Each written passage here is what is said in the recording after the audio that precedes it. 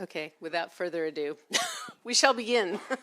Welcome to Viterbi's third annual 3-minute 3MT thesis contest, where we celebrate the exciting research of our great PhD students through this globally recognized contest. This takes place at over 1,000 universities across 80 countries with the goal of building students' academic presentation skills. And the Communication Hub, we host this event. My colleague Helen Choi and myself, Elizabeth Fife, we are the co-founders of the Hub, which is a dedicated center for PhD students to get one-on-one help with their critical writing and speaking projects. So the experience is everything here. The effort to explain engineering research to varied audiences, it's a very worthwhile challenge, and it's a great opportunity for our PhD students to share their work beyond their lab and their advisors and just their other colleagues. So we had a record number of applications this year, and as a result, we held prelims. So today's presenters gained their place in the finals today through the first competition that we held 2 weeks ago. So let's move on to the rules. Here are the rules, basically. One static slide. It's a 3-minute maximum. We have this big CrossFit clock, actually, here in the corner. Timing is everything here. So in this small amount of time, they have to explain the background of their research, significance, results, outcomes, and the impact of their research. That's a lot for 3 minutes. So next slide. Our judging criteria. We have just 2 basic categories. Content, so the significance, the impact, that's clear. And then the second category is more delivery elements and sort of overall engagement. So how well the talk is geared to a non-specialized audience and that it's communicated with some enthusiasm. But the idea here is that this is a valuable and fun experience for everyone. So we focus on the development part. So here we have, I will introduce our esteemed 3MT judges this year. First, we have Nripsuta Saxena, PhD student in the Department of Computer Science. And she was our first place winner and the People's Choice winner in our first 3MT contest in 2022. Our second judge, James Yu, who's a lecturer in biomedical engineering. Is that correct? Oh, ITP, excuse me. Even better. That's great, yes. ITP, excuse me. And last year he was a PhD candidate and was a 3MT 4th place finisher. And then finally, Trina Gregory, Associate Professor of Information Technology Practice, ITP, and Associate Director of Innovation and Entrepreneurship for the Viterbi Office of Technology, Innovation and Entrepreneurship. So thank you, judges.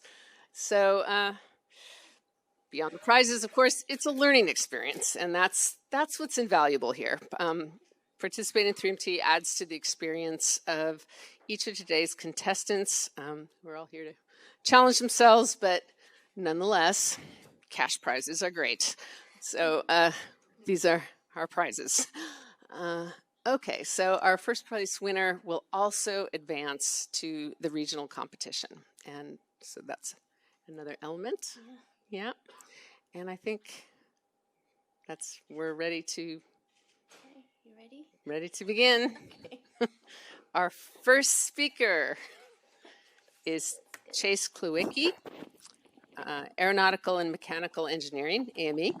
He's a 4th-year PhD student. Advisor is Jeff Spedding, and the title of his talk is Wings That Sing. So this thesis explores the ability of singing wings to improve the performance of small aircraft. What does that mean? Well, experiments were conducted with speakers similar to those in your AirPods embedded in the frame of a wing. When sound waves were played, remarkably, it increased the performance of the wing. So why do we care? Well, across the globe, organizations are leveraging and developing drones for applications like agriculture, search and rescue, and package delivery. With this increased utilization, there's an opportunity to increase the efficiency of these aircraft. Let's consider the drone in the top left. This is a firefighting drone. It monitors wildfires and it rescues individuals who may be at risk. The wings on this aircraft operate very differently than conventional large wings for commercial airlines.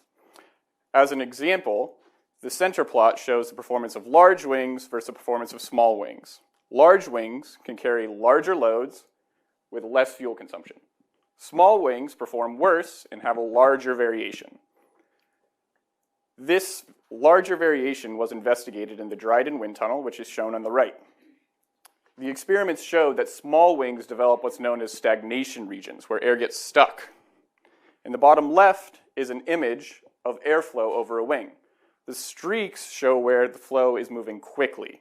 The dots show where it's stuck. This stuck air causes the wing performance to go down because it's dragging around all this mass. Our further experiments, shooting out tones like do, re, mi, resonated with circular structures in this stagnation region known as vortices.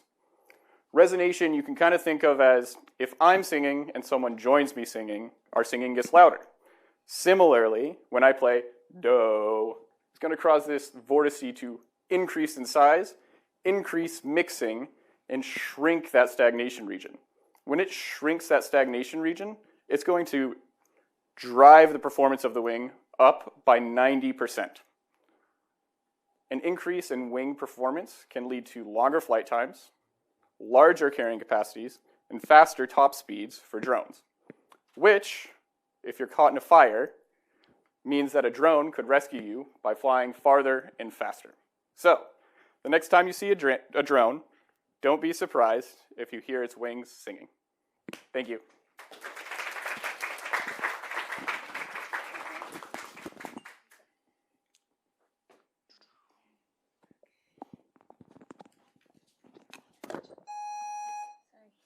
That's 3 minutes.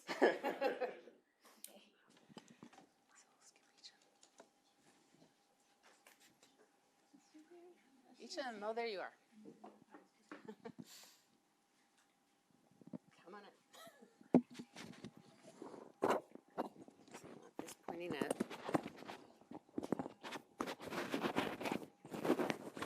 Stick in your pocket. Okay, yeah. Oh, sorry.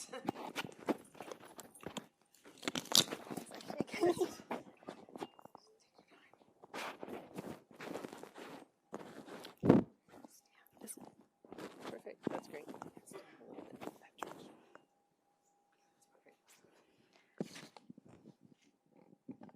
Okay. Our next speaker is Ecem Bozkurt, electrical and computer engineering. She is a 6-year Ph.D. student, and her advisor is Antonio Ortega. And Ecem's talk is titled Non-Negative Kernel Graphs for Time Series and Geometric Insights. How does the brain work? Imagine you're at a concert, hearing your favorite bands live, the music fills you with joy. Or think of walking through Skid Row in downtown LA in the middle of the night. The street is dim, and you see some drug addicts coming towards you. You feel tension and fear all over your body. These are not just emotions, they are the reactions happening deep within our brains. But what if we could see how feelings travel through the mind? Or what if we could understand not just what we are feeling, but why? Neuroscientists try to answer these questions.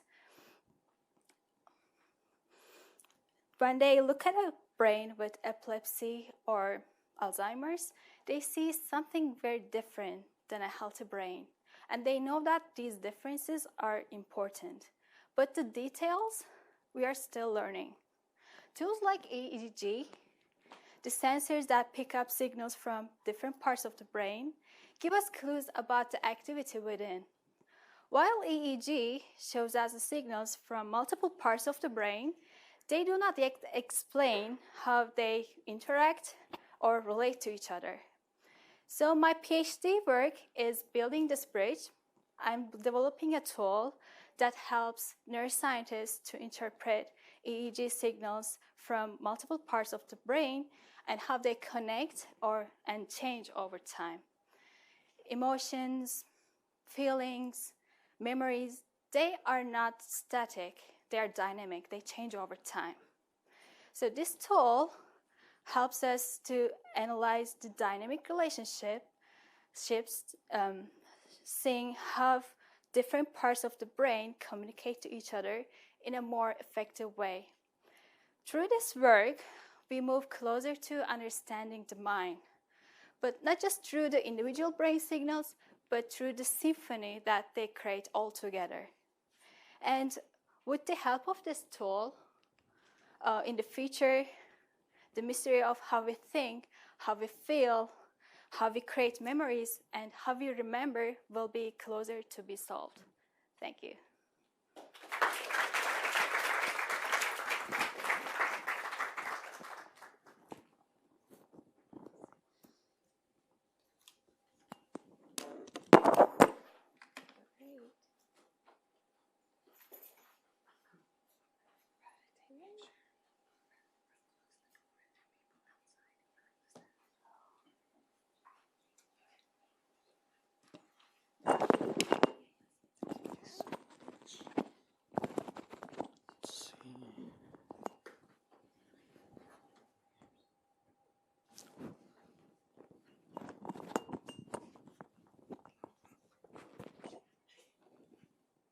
Hello, everyone. All right. Okay. Testing, okay. Let's see. Yeah, just maybe stand. Great. Okay. Our next speaker is Farbod Amirghasemi, biomedical engineering, fifth-year PhD student. His advisor is Mahdi Musavi, and Farbod's talk is entitled Companion Diagnostics for Mental Health Management.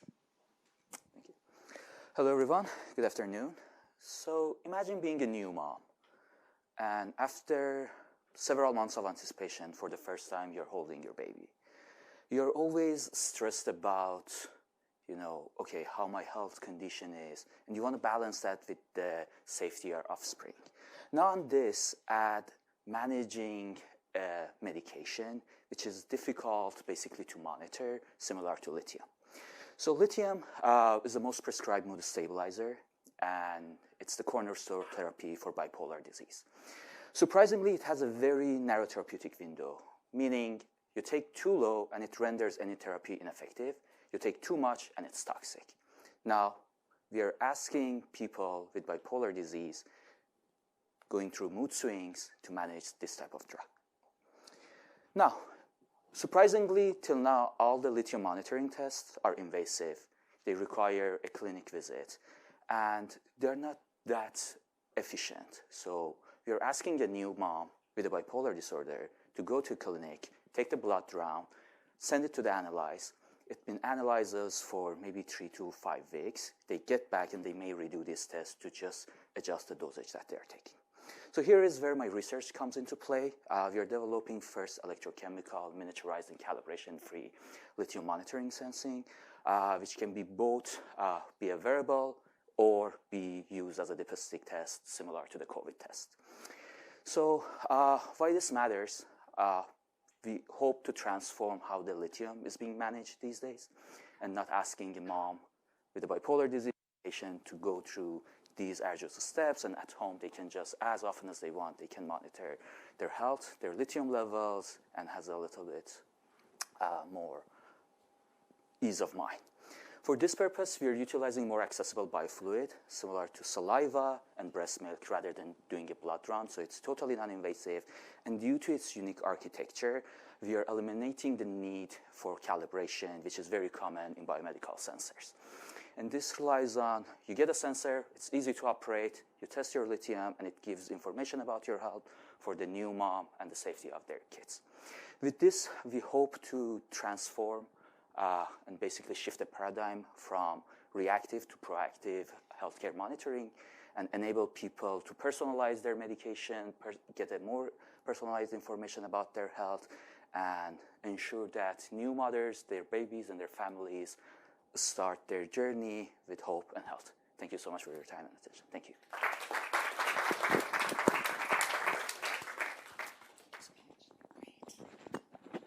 Okay, great job.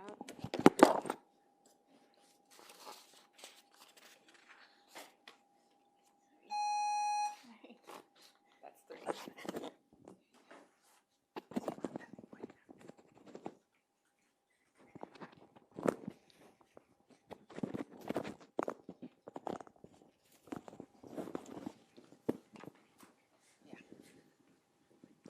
Perfect. Okay, our next speaker is Amir Minoofar, Department of Electrical and Computer Engineering. Amir's a 6-year Ph.D. student, and his advisor is Alan Wilner, and his talk is entitled Optical Signal Processing. Hello, everyone. Let me start my presentation with asking this question that, can we recognize a bird at the speed of light? So to answer this question, let's imagine a scenario that we want to recognize a moving object. It can be a bird or an airplane, but we have to do this task as fast as we can. And to answer this question, we know that Einstein has already proved that nothing in the universe can travel faster than the speed of the light. So the answer is clear. To specifically recognize a moving object as fast as we want, we should move to the optical domain. And specifically, if the data is already in the optical domain, the best way is to directly process it in the optical domain without doing any electrical conversion. And that's the topic of my research, which is called optical signal processing, or OSP. So in the OSP, as we can see in this picture, if there is a bird, the filter is applied in the optical domain, and it passes through the optical compute engine. On the right side, the filtered output, we can recognize the edges and all the corner cases that enables us to detect the existence of the bird. So that's the big picture of my topic, which is called optical signal processing.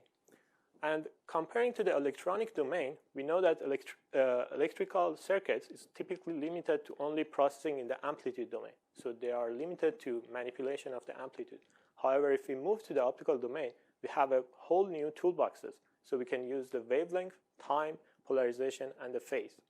So more specifically, based on this optical signal processing, my research topic, I have demonstrated optical matrix convolution for applying such as image processing task for phase encoded data. The next question that I want to raise is that why is this important? So why we should care about optical signal processing even for phase encoded signal? There are two main applications. So as I first explained, optical signal processing, we can process at the speed of light.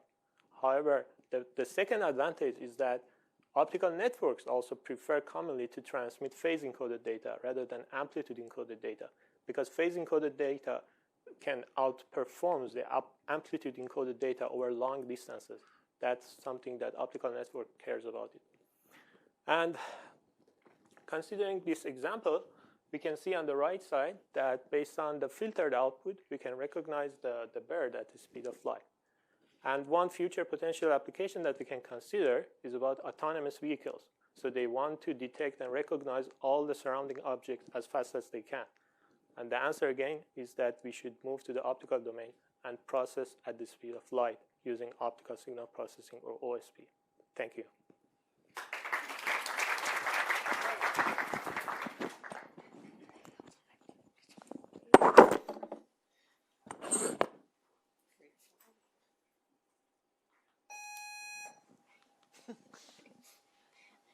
So far, everybody's met the time.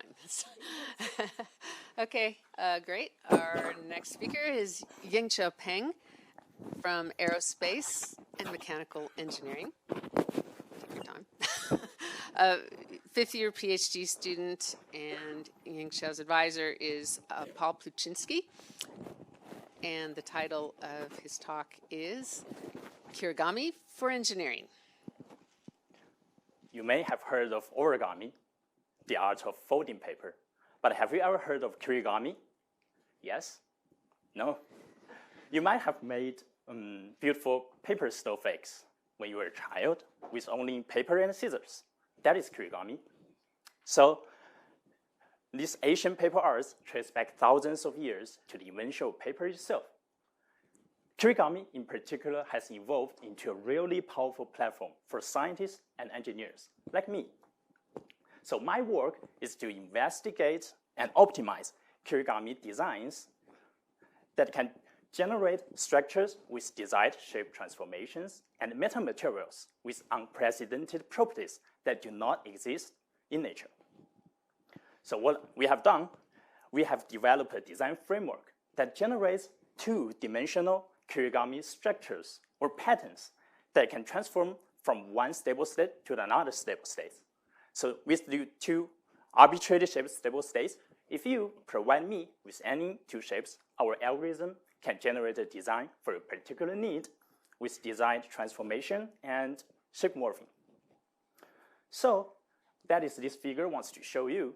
We expand the heart shape to simulate the motion of a beating heart, much like how quickly my own heart is beating right now. The gray areas are panels, while the light yellow regions are voids or empty spaces. So we carefully tune the geometry of each panel by optimizing the energy barrier between two stable states.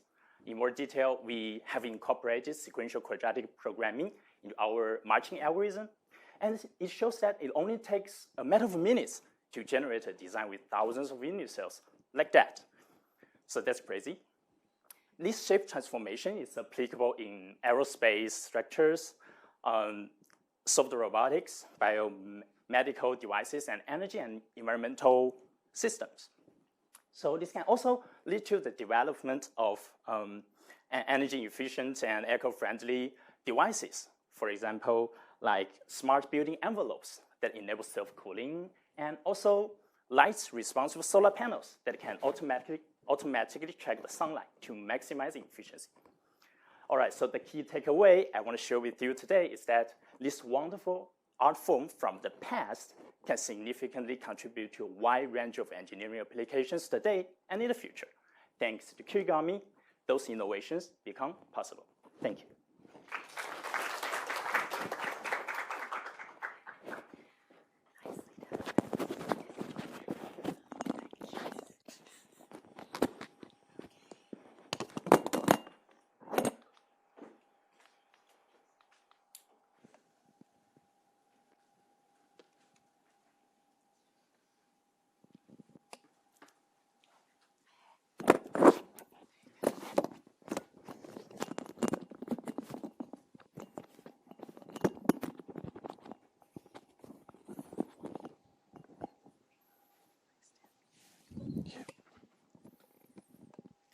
Okay.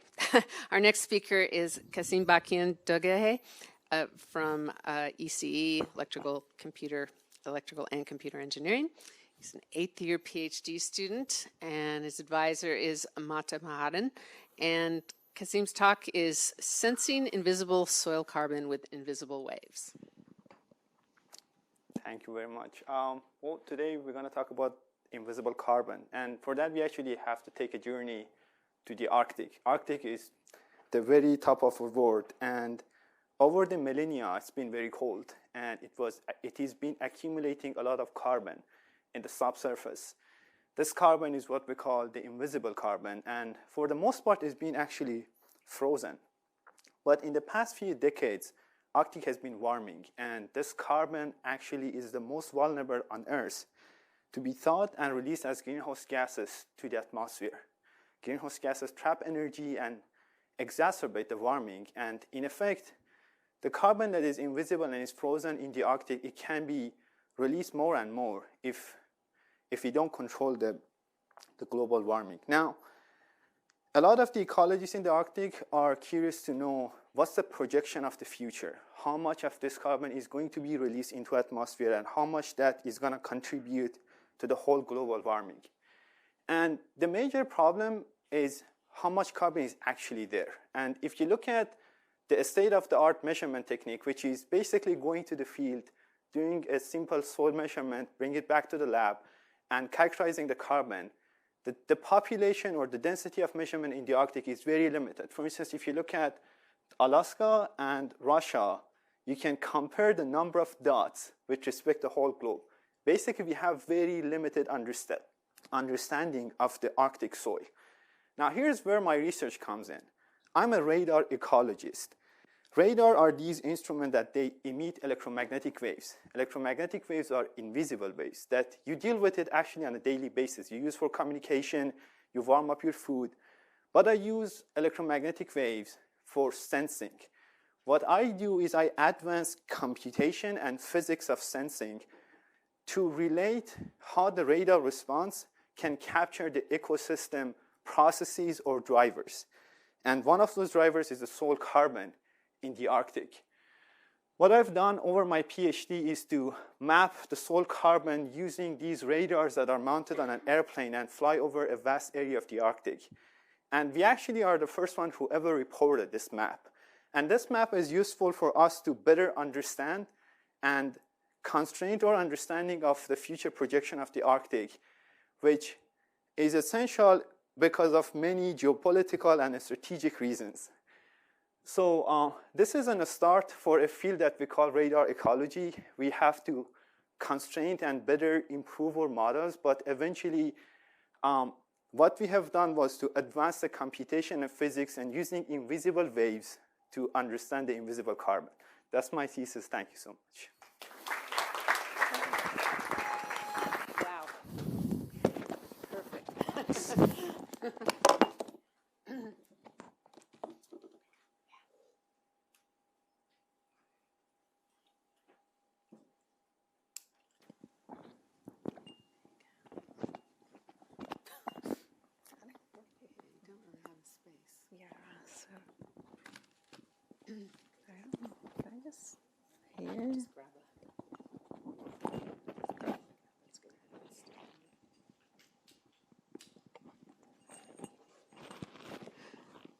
Okay, next up we have Pegah Jandaghi from computer science. She is a 6-year PhD student, and her advisor is Jay Pujara. And her talk is Mirror, Mirror on the Wall, which model is the best of them all? Thank you. Today we see this hype around AI. Every day I check the news and I see there's a new model and it is doing some cool new stuff, and it has become kind of hard to even catch up as a CS student. So in such an environment, if someone wants to use these models for their work, they are faced with many options. And this causes some kind of confusion for them on which one to choose and decision fatigue. And what usually happens is that people choose the most famous one, which is ChatGPT or Microsoft Copilot. So in order to address this issue, CS community have came up with the idea of creating benchmarks and evaluating these models. However, these benchmarks do not cover everything. And we cannot rely on them. In my work, instead of looking at the benchmarks or just going with the famous model, I look at the people's use case. I look at their use case, how they're using it, what is their task, what is the domain that they're trying to apply to it. And based on that, I try to look at the most similar things that have been happening in the benchmarks. And based on that, I choose and recommend users with the models that have historically performed better on those tasks. So we tried this kind of model selection on 15 new tasks, and relying on actually ChatGPT. And in none of these cases gave us the best results. So imagine that you're paying for it, but there is a cheaper or a free model out there that is going to do a better job. But when we relied on our method, in more than half of the cases, we were able to suggest a better model. And on those cases that it was not a better model, the model that was suggested was at most 10% less. It was at most 10% worse. So given that I'm trying to, with my thesis, I'm trying to make the environment more welcoming and accessible for people with limited resources, for example, knowledge of LLMs, GPU resources, or budget. I'm also hoping to make the environment fair for CS people, because there are many people doing so many cool jobs, but they're overshadowed by big names like OpenAI and Microsoft. Yeah, so that's my thesis.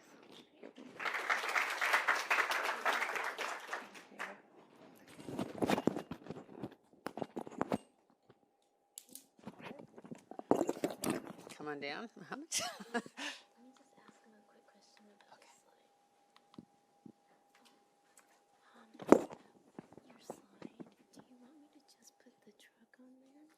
I sent you the email. Yeah.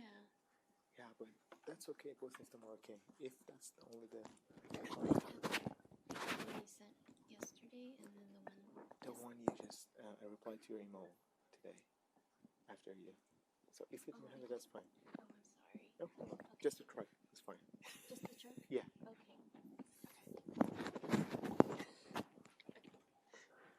So, do you ready? have it? Okay, our next speaker, our last speaker of the competition, Mohammad Mahdi Badami from the Department of Civil and Environmental Engineering. Mohammad's a third-year Ph.D. student, and his advisor is Konstantinos Siotas. And the title of his talk is Innovating Air Quality Monitoring, Advanced Particle Collection for a Healthier Los Angeles. Imagine taking a deep breath here in Los Angeles on a sunny day, believing the air is refreshing and clean. But what if I told you the air that we are breathing contains invisible particles that are toxic to human health? Let's start with a daily commute. When you start driving, the friction between the tires and road can wear down the material and resuspend them into the ambient air. And also the sunlight, the strong sunlight that we enjoy here, can change their chemical composition and makes them more toxic. And also the ocean breeze can transport the sea salt particles into the ambient air here. So these particles have very different size ranges, most of which are nanoscale. To give you an idea about the size of these particles, thousands of them can line up across the width of a human hair. So these tiny particles can penetrate deep into your lung and into your bloodstream and leads to cardiovascular disease and neurodegenerative disorders. So in order to assess the health impact and environmental impacts of these particles, we designed a new instrument called a wet ESP. This instrument, using electrical charges, can collect particles into ultra-pure water. Collection of them in water can helps us to preserve their chemical composition. And then we do chemical analysis on them and do statistical analysis on them to trace them back into the sources. And one of the most interesting results of my studies is that the main source of pollution here in Los Angeles are not the particles being emitted from the exhaust of the vehicles, but are the particles that are being resuspended because of the friction between the tires and the road. So another important aspect of my study is that it can help us to inform the regulatory agencies. So how is the regulations are affected? So we performed a long-term trend study on the particles, the level of the particles, and we observed that we have two different sub-periods. The first sub-period showed a marked decline from 2007 to 2015 because of the strict new implementation at that time. But after 2015, we are seeing a very stable level of the particles in the Los Angeles. So the thing is that we have to revise the regulations and come up with new regulations to solve this issue. How we can do that? We have to target the new source of pollution. What is that? This guy with this fancy car, because these cars are much heavier than the normal cars, and so they can resuspend the dust much more compared to the other vehicles, normal vehicles. These kind of vehicles have very heavy batteries, so we have to come up with new technologies to improve the weight of their batteries and make them lighter to save our environment and our lives. That's all.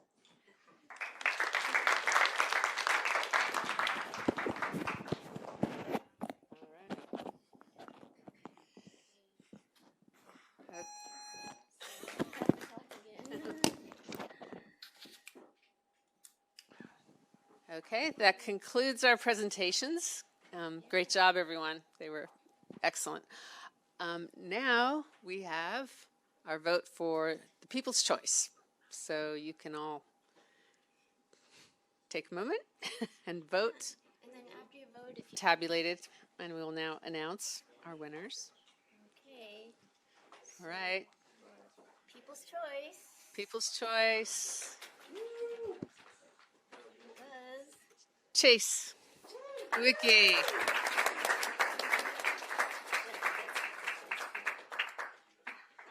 Thank you. Congratulations.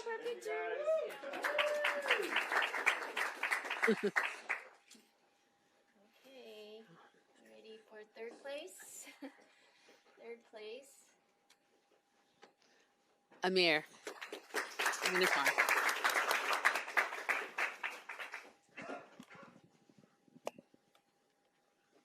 Congratulations.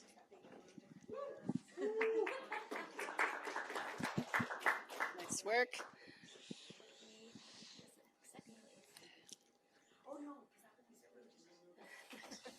Okay. You ready for second place, judges? Okay. Second place. Chase. Wiki. Again, You get another lamp. you get two. One for home and office.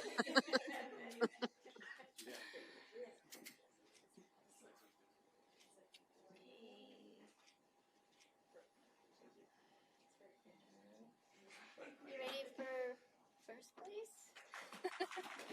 Let's hear it. Yingchao. Nice work. Yes. Excellent.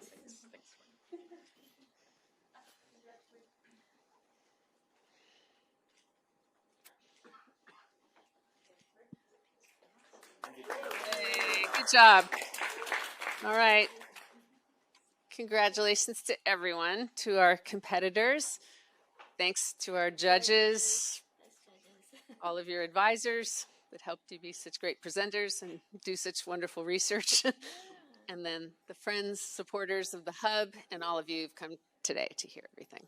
Thank you, everybody. And thanks to the DEN support Yes, thank you, Jen. and our EIS support. Okay, Thanks, everyone. Woo! That concludes. Yeah, maybe they can stay for a picture. Can you guys stay for a picture? Yeah. Congratulations. You did it. Thank you so much.